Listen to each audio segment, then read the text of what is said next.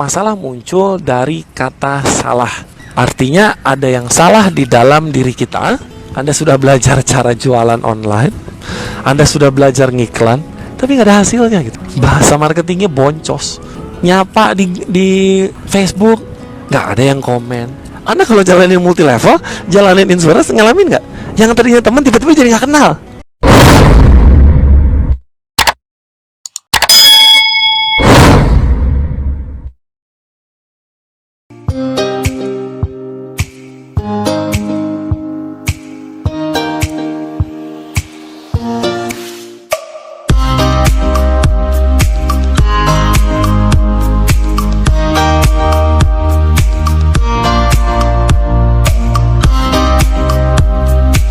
Halo, selamat pagi teman-teman semua. Salam sehat, berlimpah rezeki. Seperti biasa, sebelum kita mulai, dan kita akan tunggu 1-2 menit sebelum materi dimulai dan sebelum sharing saya dimulai. Dan seperti biasa, jika Anda bisa mendengar suara saya dan jika Anda bisa melihat gambar saya dengan sangat bagus, tolong sharing di komen, kasih tahu gambarnya jelas, kasih tahu suaranya jelas. Dan kalau misalkan Anda ingin grup Anda atau teman Anda melihat sharing ini, Anda boleh komen mereka, tag mereka di komen. Anda boleh tag mereka, Anda boleh sharing video ini nanti, dan Anda boleh bagikan ini ke sebanyak mungkin orang. So, hari ini kita akan bahas, nggak lama, paling 15 setengah jam, tapi tergantung pertanyaannya. Hari ini kita akan membahas masalah, judulnya adalah jangan melakukan kesalahan yang sama. Seperti siapa? Seperti saya gitu loh. Nah, saya akan share ini. Saya sekarang lagi di sebuah taman di dekat rumah saya. Kita lihat dulu ya, ada danau di sebelah kiri saya. Lihat, dan inilah kondisi di belakang saya. Dedeng, lihat ke sana. Asik ya? Oke. Tuh dia. Dan sekarang kita akan siap mulai materinya. Oke.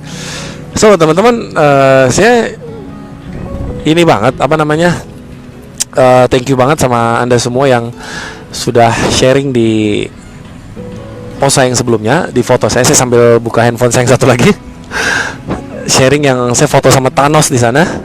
Begitu saya foto sama Thanos, saya minta Anda untuk kasih tahu masalah Anda, dan kita akan membahas masalah kita akan membahas masalah tentang masalah gitu lah. Maksudnya masalah adalah dari mana masalah muncul. Di postingan itu saya menjelaskan bahwa masalah muncul dari kata salah. Artinya ada yang salah di dalam diri kita, makanya masalah itu muncul gitu loh. Nah, apa yang salah gitu loh Bapak Ibu, dan sehingga masalah kita ini sangat banyak hadir dalam hidup kita. Banyak di antara Anda yang sharing di sana, rata-rata yang menarik adalah, suara saya bagus gak sih atau putus-putus nih? Ada anak kecil lihat di belakang saya. Banyak sharing di belakang saya adalah banyak yang bilang masalahnya hutang, banyak yang bilang hubungannya nggak bagus, banyak yang bilang uangnya belum ada, banyak juga yang bilang hutang masih ada, belum bisa mengendalikan emosi, ada yang bilang impian belum terwujud, masalah masih berantakan, ini itu dan segala macam. Kayak banyak salah gitu loh. Artinya semua terjadi, yang perlu kita jelaskan adalah semua terjadi karena kita punya salah gitu loh. Nah, sekarang giliran saya untuk menceritakan kepada Anda bahwa apa saja sih kesalahan yang pernah saya lakukan di masa lalu, dan apa saja keterpurukan yang pernah saya alamin, dan apa saja hambatan, perjuangan. Yes, saya mau pakai kata perjuangan memang karena waktu itu saya masih berjuang, karena saya belum ketemu semua pengetahuan saya. Saya belum ketemu semua materi saya belum ketemu semua teknik saya. Saya baru ketemu satu potongan puzzle yang saya coba untuk rangkai sendiri, karena saat itu saya nggak punya mentor. Saya tidak punya pembimbing, saya tidak punya terapi saat itu, sehingga saya berjuang sendiri gitu loh. Saya cerita sedikit nih ya. Jadi pada saat itu semua sebenarnya berawal ketika saya tahun 2004 akhir, saya join sebuah multi level, namanya adalah Tianxi.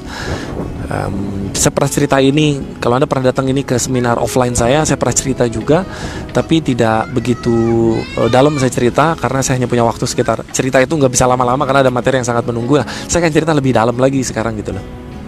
Nah, pada saat itu di tahun 2004 saya ketemu multi level itu, ada teman saya yang ngajakin, dan dia jadi upline saya saat itu di Bogor, dan saya kuliah di Semarang. Saya kuliah tahun 2004, saya kuliah angkatan tahun 2004, dan saya ngambil kuliah hukum. Dan pada saat saya ngambil kuliah hukum di sana, ditawarin Tianxi, dan saya sangat happy. Kenapa? Karena saya punya impian yang sangat besar. Saya sangat ingin menjadi orang kaya. Saya sangat ingin memiliki banyak uang. Saya sangat ingin memiliki financial freedom dan time freedom. Bebas kemanapun saya mau gitu loh. Datanglah Tianxi itu gitu. Nah, ketika datang Tianxi itu, saya merasa itu ini kayaknya jawaban Tuhan atas masalah saya. Saya merasa teman saya ini kayak malaikat penolong gitu loh. Nah, begitu saya merasa ada malaikat penolong, saya coba jalanin, dan ketika saya ngejalanin itu hasilnya tidak signifikan, hasilnya nggak bagus, dan hasilnya tidak signifikan. Nah, hasil tidak signifikannya gimana? Karena saya mengikuti berbagai macam sistem, saya mengikuti berbagai macam cara, berbagai macam buku saya baca, seminar apapun saya lakukan, namun pada kenyataannya adalah hasilnya nggak ada. Coach, apakah hasilnya benar-benar nggak ada? Jawabannya benar-benar nggak ada hasilnya. Hasilnya benar-benar nggak ada gitu loh. Kemana hasilnya? Nggak tahu saya. Saya nggak tahu saya. Yang setahu saya adalah dulu saya sangat ingin menjadi orang kaya gitu loh. Ada suatu peristiwa pada saat itu, karena saya bukan berasal dari keluarga yang sangat berada, bahkan bisa dibilang ya cukupan lah, sekedar buat makan, sekedar buat sekolah, sekedar buat ini itu dan segala macam gitu loh. Tapi kita tidak punya kehidupan yang sangat mewah di sana gitu loh. Dan akhirnya yang saya lakukan adalah saya ketemu Tianxi, saya senang banget, dan sampai suatu peristiwa pada saat itu saya ada di saya datang ke sebuah mall di Jakarta. Suaranya nggak jelas. Kok banyak yang bilang suaranya nggak jelas? Ini saya sudah paling dekat ini. Coba volume Anda digedein bisa nggak? Volume Anda digedein bisa nggak? Ini sudah buffering. Bagus nggak?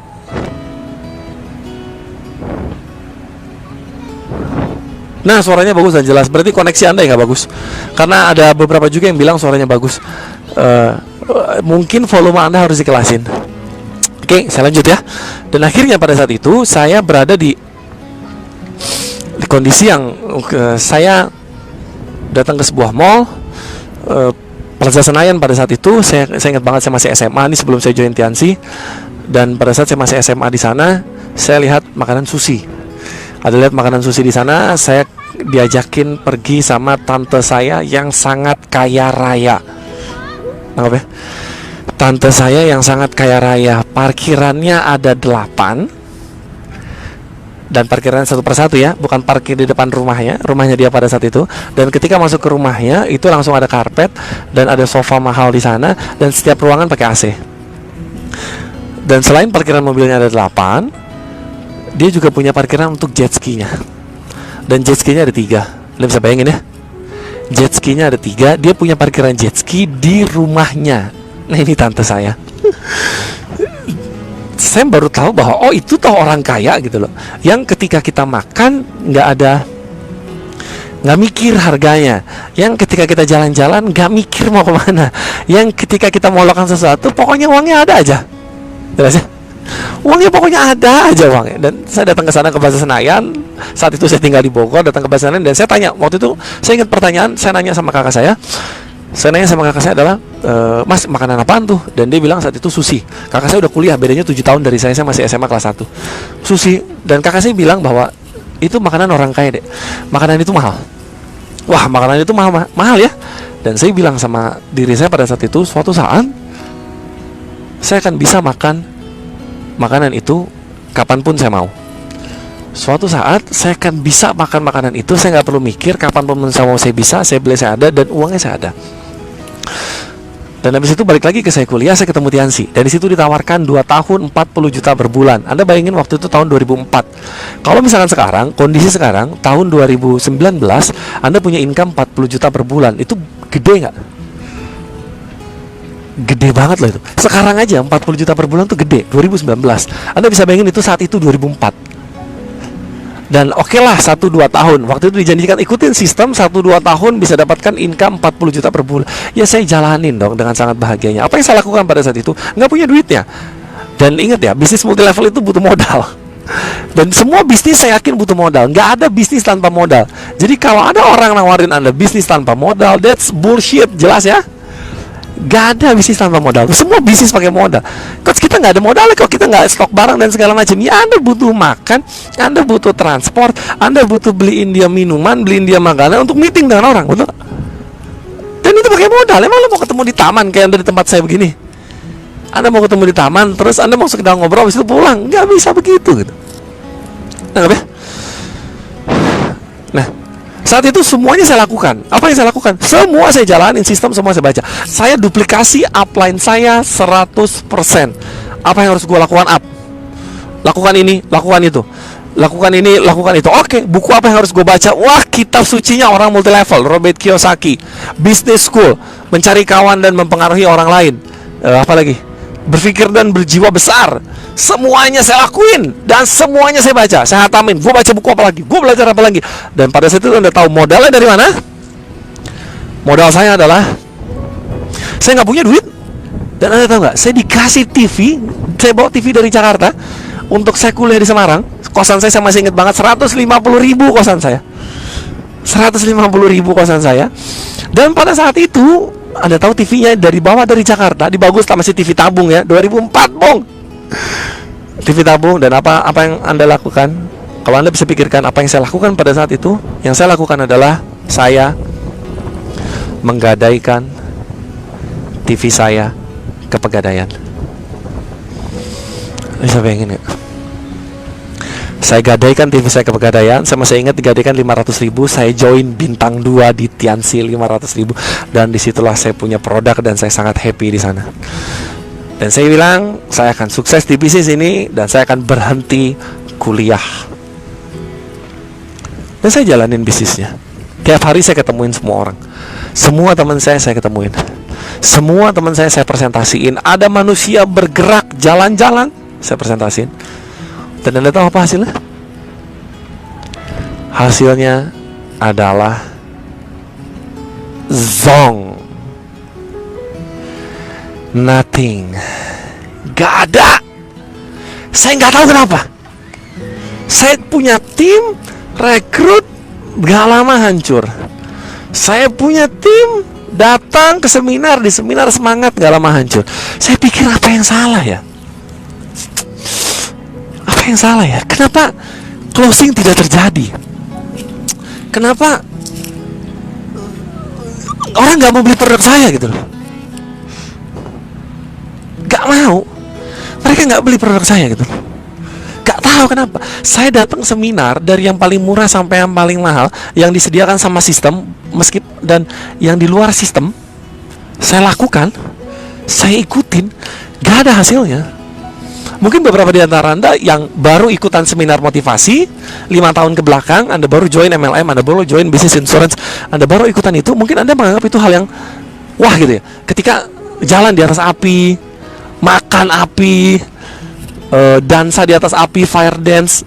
Saya sudah melakukan itu sejak tahun 2004. 2005 saya sudah melakukan jalan di atas api. 2006 saya sudah lakukan fire dance, ini itu dan segala macam. Hasilnya apa? Nggak ada. Nggak ada hasilnya. Dan hasilnya adalah saya bingung gitu. Kenapa saya sudah bisa jalan di atas api yang katanya api itu adalah hambatan, yang katanya api itu adalah hambatan-hambatan mental, perjuangan kita di depan, Kalau kita bisa ngelewatin api itu, kita akan bisa sukses di luar. Faktanya adalah saya jalankan itu, saya lewatin itu, nggak sukses juga gue gitu loh. Saya nggak tahu apa yang salah. Dan saat itu mungkin Anda mengalaminya, dan saya yakin Anda mengalaminya gitu loh. Nggak punya temen, bener nggak? Anda kalau jalanin multi level, jalanin insurance, ngalamin nggak? Yang tadinya teman tiba-tiba jadi nggak kenal. Kalau kita lewat, tiba-tiba sepi gitu loh. Anda ngalamin nggak? Saya ngalamin itu loh. Dulu zamannya masih Friendster, 2004-2005. Belum ada Facebook 2008. Teknologi kita pakai sekarang 2008. Anda ngalamin nggak? Saya yakin Anda pernah ngalamin itu gitu loh. Anda pasti pernah berada di sana. Pernah berada saat temen nggak mau Anda sapa. Pernah berada pada saat Anda ketemu teman Anda dan bubar gitu loh. Begitu Anda muncul, bubar gitu. Kenapa? Takut di prospek. Dan itu bukan naik turun, bener-bener nggak ada. Omsetnya flat, bener-bener flat. Habis itu saya tanya saya selalu konsultasi sama upline saya.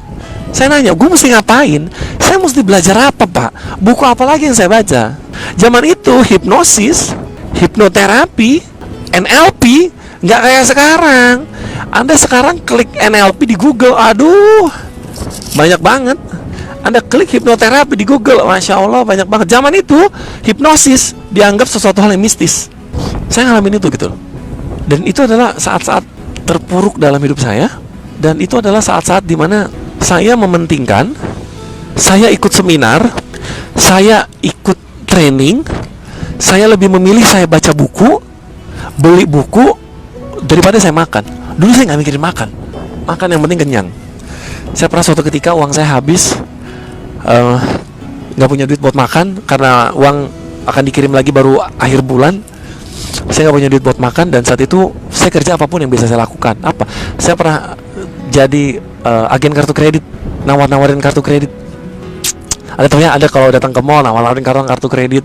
Itu saat itu dibayar satu aplikasi tuh 10.000. Saat itu satu aplikasi 10.000. Dan saat itu makan itu paling murah saat itu 3.000 atau 2.500 gitu. Anda cuma makan pakai nasi, sayur sama gorengan. Saya ngalamin itu dulu, tau gak? Dan itu saat-saat terburuk, saat-saat saya berjuang, saya nggak punya motor.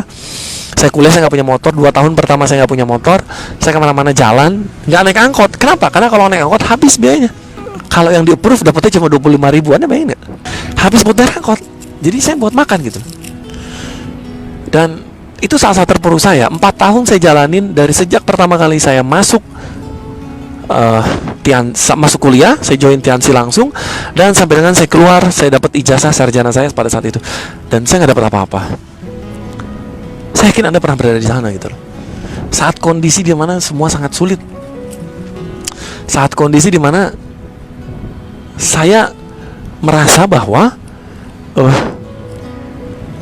diiming-imingi bahwa ini hanya sementara. Anda pernah ngalamin ya? Saya konsultasi sama leader saya konsultasi sama upline saya bilang, ini hanya sementara, Res. Dan ini adalah yang akan kamu ceritakan ketika kamu sukses. Dan saya termakan dengan omongan itu. Dan dia bilang, ini tidak hanya upline saya langsung ya, upline yang jauh ke atas gitu loh. Dan mereka bilang begini, kalau misalkan kamu cari di luar, di mana kamu akan dapatkan income 40 juta per bulan? Kalau kerja, jabatannya apa? 40 juta per bulan. Di Tiansi cuma 2 tahun. Dan saat itu saya sudah 2 tahun. Dan pada saat itu sudah 2 tahun, saya nggak dapat apa-apa. Upline saya bilang, kalau kamu jalanin ini 4 tahun, berharga nggak? Masih berharga nggak 40 juta per bulan 4 tahun ke depan? Artinya tahun 2009, tahun 2010, berharga nggak? Dan saya bilang, sangat berharga. Jangankan saat itu ya. Saat itu saya 2006 digituin tuh. Udah 2 tahun jalanin multi level, jalanin Tiansi, dan nggak ada hasilnya. Saya dibilang gitu. Jangankan dia bilang tahun 2010, dia bilang nanti, Res, kalau misalkan kamu 4 tahun dari sekarang, Res, kamu berjuang mati-matian, jalankan Tiansi. Dia bilang kata-kata berjuang mati-matian, dapat 40 juta per bulan, masih berharga nggak, Res? Dia bilang. Teman-temanmu baru lulus kuliah, mungkin baru kerja 2 tahun, kamu sudah punya income 40 juta per bulan. Saya bilang, iya masih berharga, Pak. Dan itu yang buat saya jalanin terus. Saya jalankan terus. Dulu berat badan saya 78, tinggi saya 183, berat badan saya 78. Dan saya jalan. Dan akhirnya hasilnya nggak ada gitu. Bahkan suatu ketika nih, Saya waktu itu di Semarang, saya tinggal di Bekasi saat itu. Ada satu training yang saya bilang kayaknya gue mesti belajar yang orang lain belum pelajarin. Apa? Saat itu saya sudah ikut Tung Desa Muaringin. Akhirnya 2006, saat saya down, saya nggak punya duit, saya ikut sebuah training. Ikut trainingnya Tung Desa Muaringin. Judulnya Financial Revolution. Nah, training itu dibagi 3, ada VIP, Platinum, Gold, Bronze, dan Silver, dan segala macam gitu loh. Jadi harganya yang paling, saya ikut harga yang paling murah. Anda tahu saya ikut harganya berapa? Saya ikut harganya itu 200.000 apa 150.000 gitu, saya lupa. Duduknya paling belakang, yang datang 1.000 orang. Anda bisa bayangin? Training Tung Desa Muaringin, seharian 1.000 orang yang datang, saya duduk paling belakang karena bayar paling murah, 100.000. Buat saya itu udah mahal banget gitu loh. Tapi saya lakukan. Saya bilang kalau saya bayar 100.000 berarti saya nggak makan ini, saya nggak makan itu, saya nggak makan itu. Oke. Dan Anda tahu, saya pernah cuma makan kerupuk doang, makan pagi, makan kerupuk yang putih, makan kerupuk putih yang buat abang-abang bakso. Begitu saya minum air putih, kenyang saat itu. Dan begitu kenyang saat itu, ya sudah, perut kembung, ya sudah, saya jalanin. Makanya saya kurus banget saat itu. Akhirnya saya ke Jakarta. Dan begitu saya ke Jakarta, saya datang ke seminar Tung Desa Muaringin. Saya naik bis, saya naik kereta. Saya naik kereta bis ekonomi. Saya naik kereta ekonomi, bukan naik kereta bisnis. Dan kalau misalkan Anda lihat kereta ekonomi sekarang, itu jauh lebih bagus ketimbang kereta ekonomi saya dulu tahun 2006, 13 tahun lalu. Kita ngomongin 13 tahun yang lalu ya. 2006 saya ke sana, saya naik kereta bisnis, saya masih ingat harganya 60.000. Saya duduk di sana, duduknya cepet-cepetan, dan setiap stasiun berhenti. Itu 12 jam dari Semarang ke Jakarta. Nggak 12 jam sih, sekitar 8-10 jam. Saya ingat banget nyampe sana tuh subuh gitu loh. Tapi setiap stasiun tuh berhenti dan saya kepanasan. Saya nggak bisa tidur. Kenapa? Panas dan berisik. Setiap hari ada orang bilang, Wingko babat. Boleh pak, pecelnya pak. Dan ada orang ngamen sana, nginjek-injek, kaki saya keinjek. Di bawah saya ada orang tidur dan segala macam. Dan saat itu saya ngerasa itu sangat dalam gitu loh. Saya sangat tersiksa saat itu. Dan saya bilang pada saat itu, emang begini ya cara sukses? Anda pernah ngalamin? Emang segini berjuangnya ya mau punya income 40 juta per bulan? Emang harus berkorban kayak begini ya mau punya mobil mewah BMW pada saat itu? Tiansi kan jargonnya BMW. Emang harus tersiksa begini? Saya ngomong gitu saat itu. Dan Anda tahu apa yang saya lakukan saat itu? Yang saya lakukan pada saat itu adalah saya nangis di kereta itu gitu. Keluarga saya nggak ada yang tahu keluarga saya. Saya nangis di kereta itu dan saya bilang, dan disitulah titik balik awal hidup saya. Dan disitu saya bilang sama diri saya bahwa gua nggak akan naik lagi kereta jelek begini. Sampai Jakarta, saya mandi di mana? Saya mandi di stasiun. Saya mandi di kamar mandi stasiun. Saya bawa anduk kecil, saya mandi di sana. Nyampe sana sebelum subuh, saya mandi, sholat subuh di sana. Habis itu saya naik bis ke tempat acara. Dan ketika saya naik bis ke tempat acara, duduk paling belakang. Dan ketika duduk paling belakang, saya naik bis, banyak pengamen juga. Banyak pengamen, banyak preman, orang tatoan, orang palakin, orang ini itu dan segala macam. Dan saya bilang saat itu, saya bilang pada saat itu sama diri saya, gue nggak akan lagi mau naik bis gembel begini. Saya naik Kopaja saat itu. Kenapa? Yang murah tuh Kopaja, coy. Patas mahal. Nggak punya uangnya saya buat naik mobil patas. Saya mikir makan. Nah, dan saya nggak tahu Jakarta saat itu karena saya tinggal di Bogor sampai SMA. Saya SMA di Jakarta, tapi saya nggak pernah main-main di Jakarta. Habis itu saya ke Semarang. Nggak tahu saya di Jakarta ada ini kemana, nggak tahu. Nggak ada GPS Jakarta. Mana ada kayak sekarang? Sekarang mah lu bisa naik Gojek ke sana kemari. Dulu mana bisa? Mana ada GPS? GPS dulu barang yang paling mahal. Dulu handphone tuh 3330. Mana ada GPS bisa tahu masjid Istiqlal di sini, bisa tahu ini di sana? Enggak ada yang tahu. Dan habis itu saya lihat ke Tung Desa Muaringin, dan disitulah pikiran saya terbuka. Tung Desa Muaringin pada saat itu nanyanya apa, Anda tahu nggak? Nanyanya adalah, siapa di antara Anda semua yang punya penghasilan di atas 10 juta per bulan? Dia nanya ke 1000 orang. Dan ketika dia nanya ke 1000 orang di atas 10.000, di atas 10 juta per bulan, dan banyak sekali orang angkat tangan. Habis itu dia naikin lagi, siapa di antara Anda yang punya income di atas 50 juta per bulan? Dan banyak sekali orang yang angkat tangan. Ditanya lagi, siapa di antara Anda yang punya income di atas 100 juta per bulan? Dan Anda tahu, dia bilang, dan banyak sekali orang angkat tangan saat itu. Anda bisa bayangin nggak? Habis itu dia tanya lagi, siapa yang punya income di atas 250 juta per bulan? Ada orang yang angkat tangan. 500 juta per bulan, ada orang yang angkat tangan, tahu nggak? Siapa yang punya income di atas 1 miliar per bulan? Dan beberapa orang angkat tangan. Dan Anda tahu maksudnya apa saya cerita begini? Selama ini, ketika saya jalankan bisnis Tiansi, pikiran saya tertutup. Upline saya selalu bilang, ini bisnis yang paling bagus. Gak ada bisnis lain seperti bisnis ini. Gak ada yang bisa 2 tahun 40 juta per bulan. Faktanya, saya jalanin bertahun-tahun, gak dapat 40 juta per bulan. Dan habis itu saya tanya income upline saya berapa, dan sudah berapa tahun dan di sana, dan nggak juga gitu loh, nggak dapat juga 40 juta per bulan. Bintang 8 di sana yang katanya 2 tahun bintang 8 bisa dapat 40 juta per bulan, ternyata income dia nggak 40 juta per bulan. Berapa? 20 juta per bulan. Apa maksud dari ceritanya? Maksudnya adalah di seminar Tung Desem itulah saya terbuka pikiran saya bahwa ternyata di luar sana banyak cara untuk mendapatkan income kalau sekedar 40 juta per bulan. Dan di situ saya baru terbuka. Tapi saya nggak tahu saya harus kemana. Dan saya pulang dengan semangat yang menggebu-gebu. Begitu pulang semangat menggebu-gebu, saya yakin saya akan sukses di bisnis saya. Dan saya yakin saya akan jalankan bisnis saya sampai saya sukses. Dan begitu saya pulang lagi, malamnya saya langsung pulang naik kereta ekonomi lagi. Dan begitu malamnya pulang, saya naik kereta ekonomi, dan saya presentasi lagi besoknya, dan saya tetap ditolak, dan tetap orang nggak join.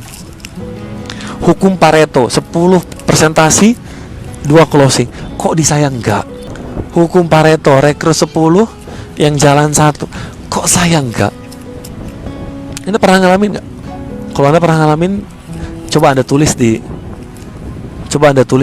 komen. Anda pernah ngalamin nggak? Dan saya datang ke seminar motivasi bisnis saya, organisasi saya di multi level. Saya jalanin di sana. Wih, datang lagi orang dengan BMW-nya. Saya nggak tahu itu kredit apa dapat beneran. Dan habis itu saya semangat lagi di sana. Saya bilang saya pasti sukses di bisnis saya. Faktanya keluar di dalam tuh kayak singa. Ngalamin nggak? Datang ke seminar motivasi, di dalam kayak singa. Begitu di dalam kayak singa, happy banget, yakin banget bakal sukses. Keluar jadi tikus lagi, jadi kucing lagi, dan akhirnya nggak berhasil. Sempat ngalamin ya? Anda sempat ngalamin itu? Saya yakin Anda pernah ngalamin itu gitu loh. Dan saya yakin Anda mungkin pernah terpuruk pada saat itu gitu loh. Nah sekarang saya kasih tahu supaya Anda nggak berada di sana, supaya Anda jangan melakukan kesalahan saya. Dulu saya sangat melakukan kesalahan. Apa kesalahan saya? Kesalahan saya adalah saya berpikir bahwa orang nggak closing sama saya karena saya belum belajar sebuah teknik. Saya berpikir bahwa orang nggak join sama saya karena cara saya ngomong belum bagus. Orang nggak beli produk saya karena saya nggak bisa jualan. So jadi yang saya pikirin adalah semua tentang teknik, dan teknik. Dan ini apa yang saya lakukan? Saya belajar NLP, bayar sekian ratus ribu. Saya belajar cara jualan. Les Giblin, buku Les Giblin saya baca, cara jualan. Bagaimana lupa saya. Bukan Dale Carnegie, bukan. Les Giblin itu judulnya bagaimana membuat orang lain melakukan apapun yang Anda inginkan. Dan orang itu senang melakukannya. Wah, semua saya baca. Dan habis itu Anda mau tahu nggak jalan, nggak join. Kenapa orang tetap nggak closing sama saya? Saya sudah pakai teknik ini, teknik itu. Saya sudah baca Personality Plus pada saat saya kuliah. Saya udah baca itu. Personality Plus, saya ingin melankolis, koleris. Saya analisa orang. Orang ini tipenya apa ya? Oke, tipenya ini. Oke, saya analisa begini ya. Nggak join gitu loh. Dan tahu nggak? Itu kesalahan saya. Kesalahan saya adalah saya belajar teknis. Saya belajar cara jualan. Saya belajar cara ngomong, saya belajar cara presentasi, saya belajar cara mempengaruhi orang lain dengan kata-kata, saya belajar cara bicara. Itu yang saya pelajari, dan ternyata itulah kesalahan saya dalam sisi jualan. Kalau saya jualan, saya keluarkan semua ilmu saya, semua teknik yang sudah pernah saya pelajarin, dan saat itu saya sangat menggebu-gebu ingin closing, dan orang nggak closing sama saya. Jelas ya? Anda ngalamin ya? Ketika Anda sudah ngomong berbusa, Anda sudah belajar teknik ini itu, Anda sudah belajar cara ini itu, dan akhirnya nggak closing. Atau juga kalau kita hubungkan dengan kehidupan sekarang nih, orang pada jualan online. Anda sudah belajar copywriting, Anda sudah belajar cara jualan online, Anda sudah belajar ngiklan, tapi nggak ada hasilnya gitu. Bahasa marketingnya boncos. Nyapa di Facebook nggak ada yang komen, ya kan? Nanya di postingan nggak ada yang jawab. Yang jawab ya teman-temannya, yang jawab ya teman segengnya, bukan pangsa pasar yang jawab. Karena sempat ngalamin itu, Pak. Coba deh Anda perhatikan. Saya beberapa memperhatikan teman-teman MLM, teman-teman insurance yang belajar digital marketing, yang mulai menyapa orang-orang, yang mulai nanya untuk membangun engagement, tapi yang jawab, yang komen cuma 1-2 orang, padahal temennya ribuan. Ngalamin. Dan yang komenin teman-temannya gitu loh. Yang komenin downline-nya, yang komenin leadernya. Ngalamin. Dia nganggap itu hal perjuangan, enggak, itu miris loh. Dia nggak sadar aja gitu loh bahwa itu masalahnya miris. Kayak gitu loh. Main ya ini endorse nih, ada yang bilang endorse orang tetap aja nggak laku gitu. Dan anehnya adalah mengapa kata-kata yang sama, kalau digital marketing kan copy paste kan, mengapa kata-kata yang sama dipakai 2 orang yang berbeda, hasilnya berbeda gitu. Saya mikir gitu. Dan saya sudah 4 tahun di sana. Waktu itu ingat banget, tahun-tahun saya lulus 2008 September saya lulus, persis 4 tahun saya kuliah. Dan tahun 2008 awal ada teman saya yang baru join. Dia nggak join sama saya, dan dia join dengan crossline saya. Dan begitu dia join dengan crossline saya, kok dia naik peringkatnya duluan daripada saya gitu. Miris banget itu. Miris banget itu. Kok dia join sama orang lain dan dia berhasil di sana. Saya nanya income dia berapa, income dia waktu itu 2 juta income dia. Saya kok dapat ratusan ribu aja setengah mati gitu loh. 4 tahun itu adalah 4 tahun masa-masa terpuruk saya, masa-masa perjuangan saya, masa-masa prihatin gitu loh. Dan saat itu saya berlindung di balik kata-kata prihatin. Anda pernah sering dengar kata-kata itu? Mau makan tuh prihatin. Prihatin lah, lagi berjuang. Makan dulu lah di pinggir jalan, makan seadanya lah, yang penting kenyang. Sempet ngalamin nggak? Anda pernah ngalamin itu nggak? Saya ngalamin itu loh. Ini lagi berjuang, nanti ya sabar, kita lagi memperjuangkan kesuksesan kita. Nanti kalau misalkan udah sukses, ini akan jadi cerita. Saya termakan itu gitu. Dan itulah kesalahan saya.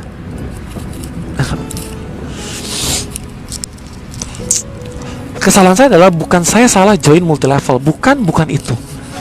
Kesalahan saya bukanlah saya jalankan sistem multilevel, bukan itu kesalahan saya. Kesalahan saya adalah saya menjalankan sesuatu yang tidak cocok untuk saya, dan saya dibutakan oleh kata-kata motivasi bahwa ini akan sementara, ini nggak akan lama. Ini jalan ceritanya nanti gitu loh. Padahal masalah saya itu bukan di situ gitu loh. Nangkep nggak? Ngalamin nggak Anda? Kenapa nggak berasa gitu? Karena akar masalah saya itu bukan di situ. Akar masalah saya itu bukan di teknis. Jualan mah gua jago. Presentasi mah gua sering. Sebulan suruh presentasi 60 kali, saya sampai 100 kali sebulan. Sehari sampai 3 kali presentasi saya. Nggak closing tapi nggak jalan. Closing tapi PHP-in gitu loh. Closing tapi ya kecil. Itu kesalahan saya gitu. Kesalahan saya adalah saya tidak ngebenerin akar masalahnya. Nah sekarang apa akar masalahnya? Ternyata Bapak Ibu, begitu saya ketemu hipnoterapi, dan akhirnya ketika saya ketemu hipnoterapi, saya tahu ternyata saya baca sebuah buku itu mengubah perspektif saya, dan buku itu menyadarkan saya bahwa sebenarnya salahnya adalah bukan di teknis, bukan di cara, bukan di strategi, salahnya adalah di diri kita. Dan ternyata yang salah itu saya. Tahu nggak? Yang salah tuh gua. Apa salahnya? Salahnya di mana? Ternyata di situ dibilang bahwa saya memiliki emosi negatif yang sangat besar. Intinya dari emosi negatif itu, intinya adalah orang nggak nyaman sama saya, orang nggak nyaman berada di dekat saya, orang nggak nyaman join sama saya, dan orang nggak nyaman beli produk saya. Itu masalahnya. Jadi saya belum ngomongin tentang Tianxi, saya belum ngomongin tentang barang dagangan saya belum ngomongin tentang bisnis saya, orang udah gak nyaman sama saya. Dan itulah ternyata yang membuat orang tidak closing dengan saya, bukan teknisnya. Contohnya gini loh, pernah gak Anda ketika jualan, Anda nggak keluar ilmu, nggak keluar jurus, nggak keluar ilmu, nggak keluar apapun, tahu-tahu orangnya closing? Pernah nggak? Coba ketik di komen, pernah nggak Anda ngalamin itu? Sekedar ngomong asal-asalan, tahu-tahu closing. Atau pernahkah juga Anda sudah ngomong sama orang, udah jago banget ngomong, semua jurus sudah keluar, ilmu udah dikeluarin, kata-kata paling powerful udah dikeluarin, kata-kata hipnotik lah, copywriting yang dahsyat lah, semuanya udah dikeluarin, tapi tetap nggak closing? Pernah nggak? So yang salah adalah bukan tekniknya gitu loh. Yang salah adalah masalah jualannya. Orang tuh nggak nyaman sama saya. So yang harus kita lakukan adalah kita mesti bikin orang nyaman dulu gitu loh. Nangkap ya? Kita mesti bikin orang lain nyaman sama kita dulu. Nah faktanya adalah orang lain nggak nyaman. Pertanyaannya, kenapa orang lain nggak nyaman sama saya? Ternyata Bapak Ibu, faktor terbesarnya adalah saya pada saat itu ya, sebelum 2008, saya sangat tidak nyaman dengan diri saya. Kenapa orang tidak mau join sama saya, nggak mau jadi downline saya? Kenapa orang tidak menerima saya saat itu? Saya kan nggak diterima berarti kan, karena saya ditolak kan, saya presentasi ditolak kan, artinya saya nggak diterima kan. Kenapa orang tidak menerima saya pada saat itu? Karena ternyata saya tidak menerima diri saya seutuhnya. Saya tidak menerima diri saya seutuhnya. Maksudnya bagaimana coach? Saya tidak menerima diri saya karena saya mengalami sebuah kejadian emosi negatif yang sangat besar di dalam hidup saya saat itu. Apa kejadian emosi negatifnya? Kejadian emosi negatifnya adalah pada saat saya lahir, orang tua saya tidak menerima saya.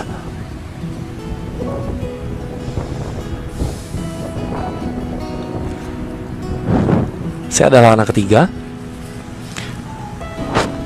dari 3 bersaudara, jaraknya jauh, 5 tahun dan 7 tahun. Dan kakak saya dua-duanya laki-laki. Dan pada saat itu saya diharapkan menjadi anak perempuan, dan ternyata keluarlah saya laki-laki. Untungnya gue kagak jadi banci. Untungnya gue kagak jadi gay, gak suka sesama jenis. Nah, karena faktor itulah, meskipun itu tidak pernah terucap sama ibu saya, sama keluarga saya, tapi saya mengalami perlakuan yang apa? Contohnya misalnya apa? Dibeda-bedakan. Dibedakan contohnya apa? Kakak saya dibeliin sepatu, saya nggak dibeliin sepatu. Kakak saya dibeliin baju, saya tidak dibelikan baju. Dan akhirnya pada saat itu adalah saya dikasih barang bekas. Kakak saya barangnya udah bekas, nggak cukup, dikasih ke saya. Nah di situ saya merasa tidak berharga. Di situ saya merasa tidak penting. Dan di situ saya merasa, oh, gue nih bukan siapa-siapa ya. Kok gue hanya layak mendapatkan barang bekas sih? kok kakak gue dibeliin, gue enggak sih? Dari kecil saya sudah berpikir seperti itu. Dan ternyata itulah yang membuat orang tidak closing sama saya. Itulah yang membuat orang tidak mau jadi downline saya. Kenapa? Karena keluarga saya aja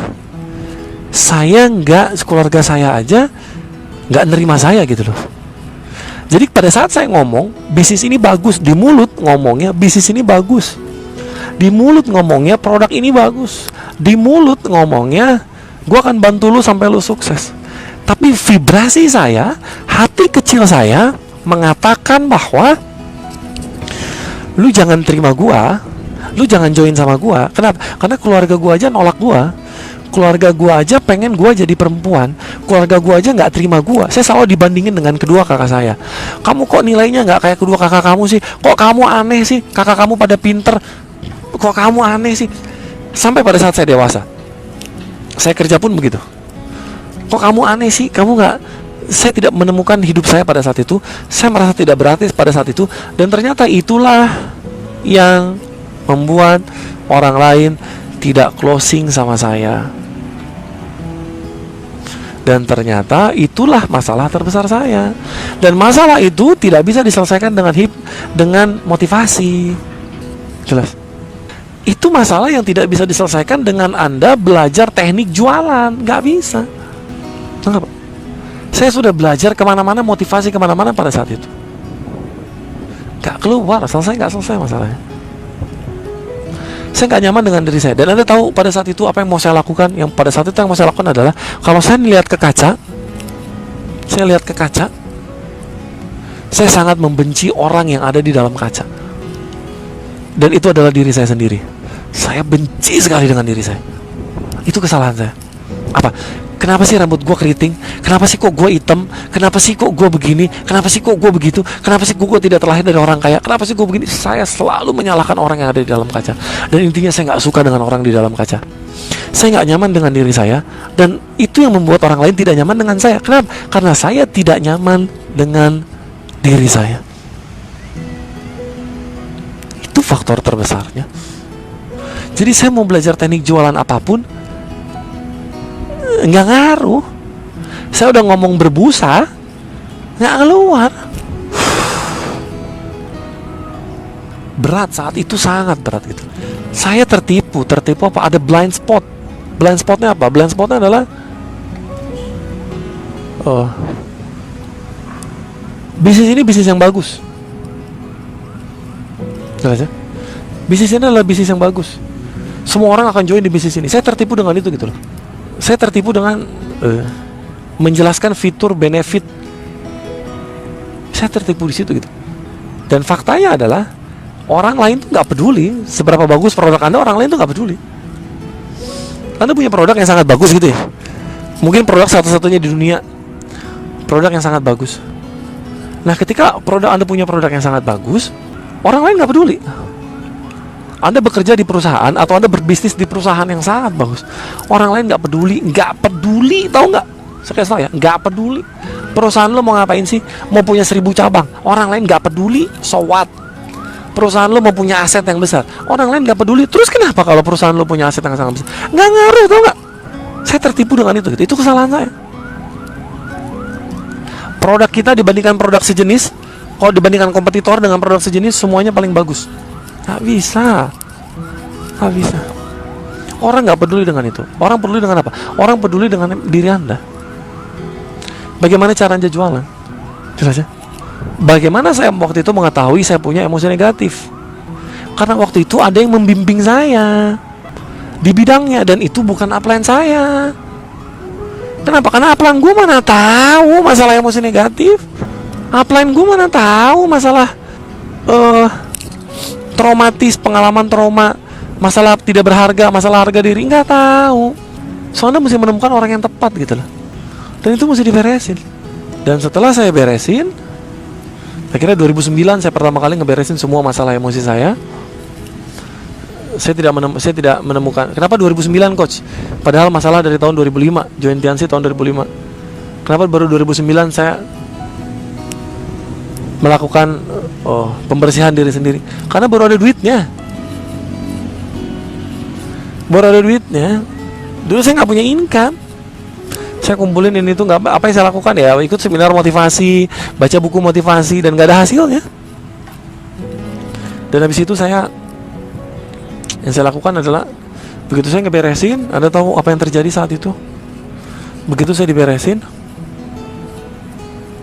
saya dengan mudah mencapai semua target saya. Kalau Anda baca salah satu buku saya sempat cerita juga di sana.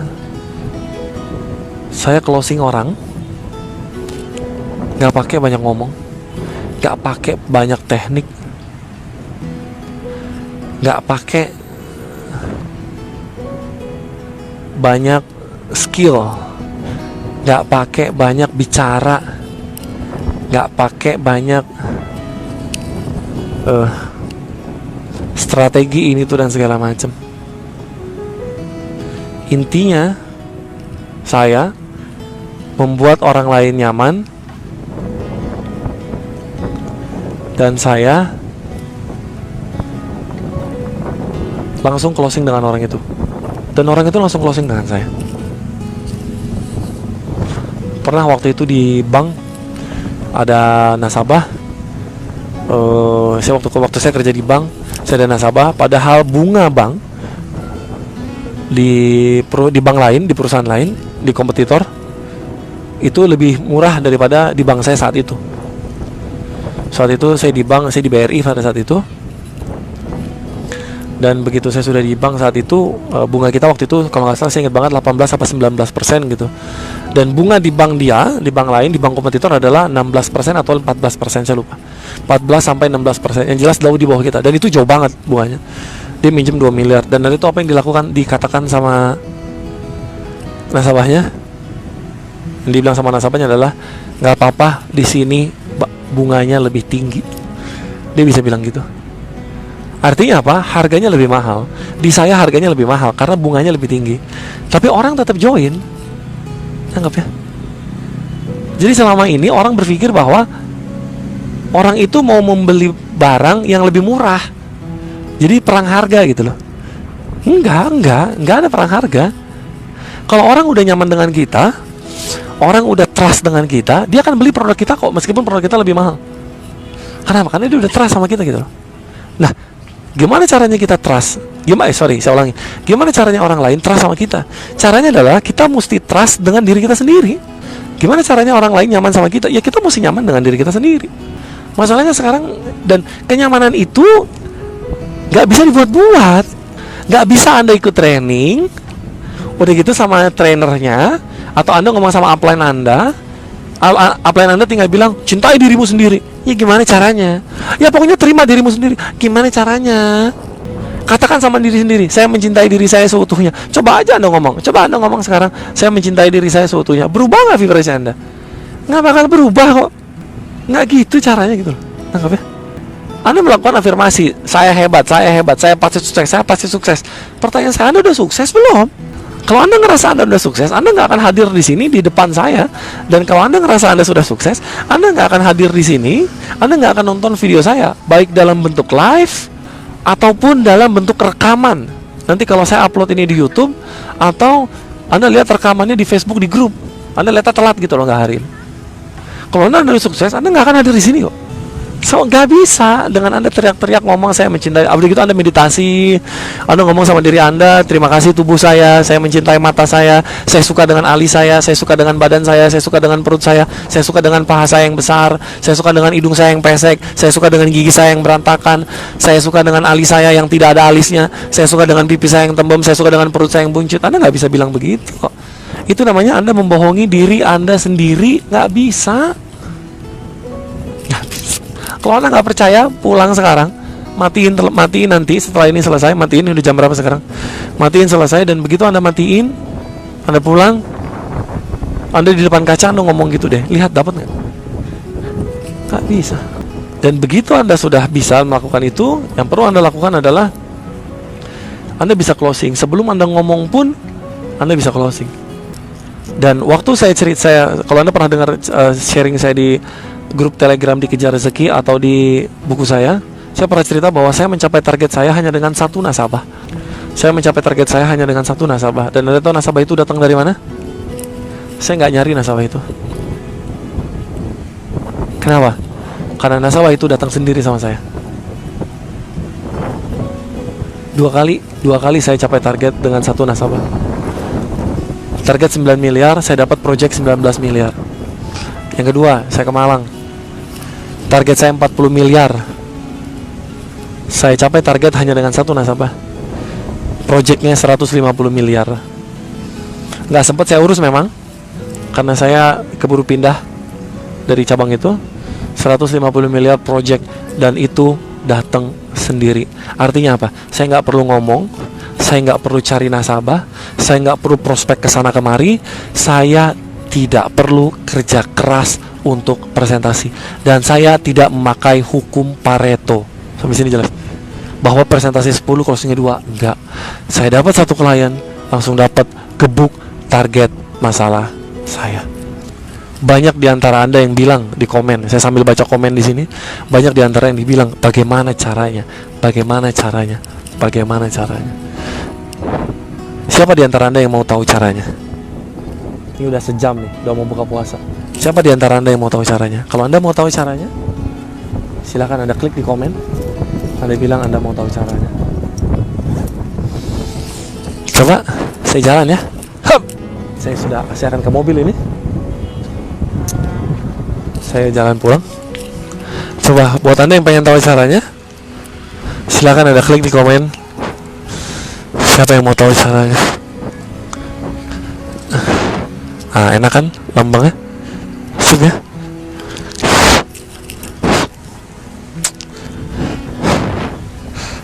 Nah, caranya saya kasih tahu nanti di live berikutnya. Nggak di sini, tenang. Saya kasih tahu di live berikutnya. Kapan live berikutnya? Kapan ya? Mungkin minggu depan ya. Mungkin minggu depan ya live berikutnya. Saya kasih tahu Anda bagaimana caranya Anda bisa closing dengan orang. Anda nggak perlu pakai strategi yang ngejelimet, nggak perlu pakai strategi yang ribet, nggak perlu pakai strategi yang perlu banyak ngomong, nggak perlu pakai strategi yang bikin pusing gitu loh. Nggak perlu tahu orang ini tipenya apa, sanguin, melankolis atau koleris. Gak perlu tahu orang ini latar belakang pendidikannya apa, ini enggak, segala macam. Pokoknya tahu closing aja. Asik nggak kalau Anda begitu? Hah? Asik nggak kalau Anda ketemu orang ngomong sedikit, tahu closing? Udah rame nih, mulai rame nih. Lihat ya, sebelah sana danau. Nanti saya kasih lihat ke danau. Tahu closing? Mau nggak Anda begitu? Tahu closing, asik kan? Saya akan kasih tahu caranya minggu depan. Sabar ya.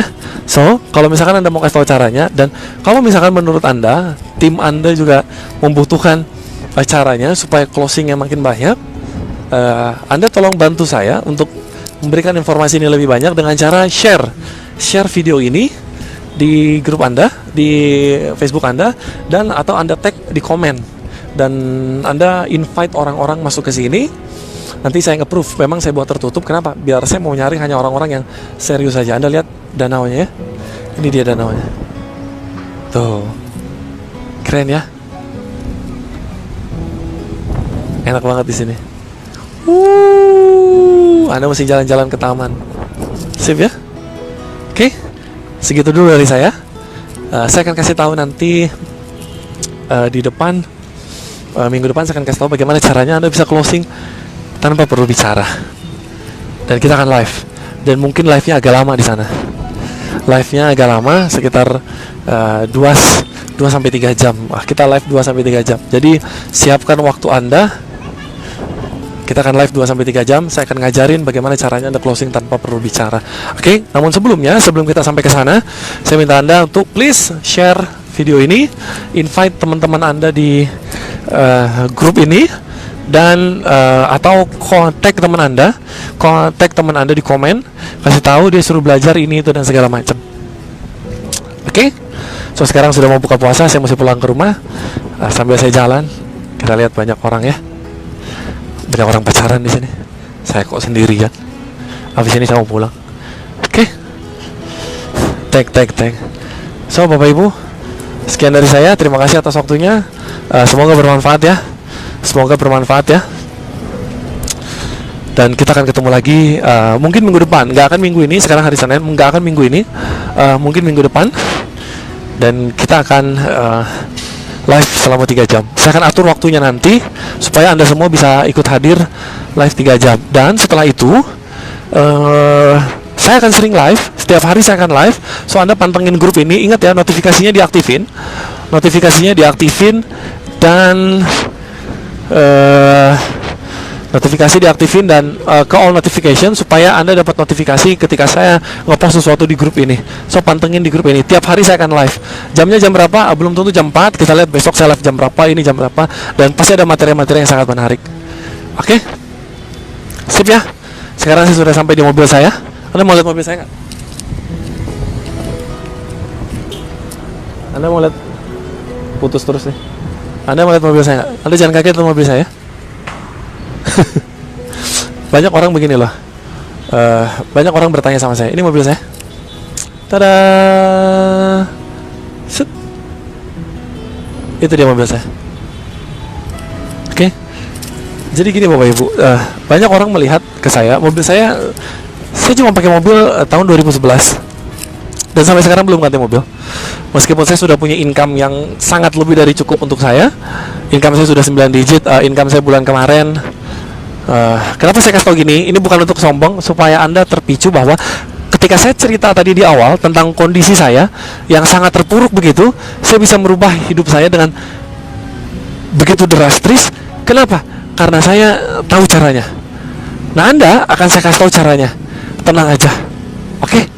Sip ya, tenang aja. Yang paling penting adalah ketika income Anda naik, gaya hidup Anda nggak boleh naik. Harus tetap stay cool and lovely. Itulah mengapa saya masih tetap memakai mobil saya tahun 2011. Meskipun bulan April kemarin income saya 200 sekian juta. Alhamdulillah Allah berikan saya income 200 sekian juta. Dan saya tetap nggak ganti mobil. Dan income saya tiap bulan stabil. Nggak ganti mobil, ngapain? Terus duitnya kemana coach? Ya adalah pokoknya. Oke, thank you. Terima kasih banyak. Sukses untuk Anda. Sekian dari saya, terima kasih sudah hadir. Tag teman Anda di komen, share, dan invite teman Anda ke grup ini, dan aktifkan notifikasi di grup ini biar Anda dapat notifikasinya. Sekian dari saya, sampai jumpa di kesempatan yang lain. Stay cool and lovely. Saya Reza Anggara. Assalamualaikum warahmatullahi wabarakatuh.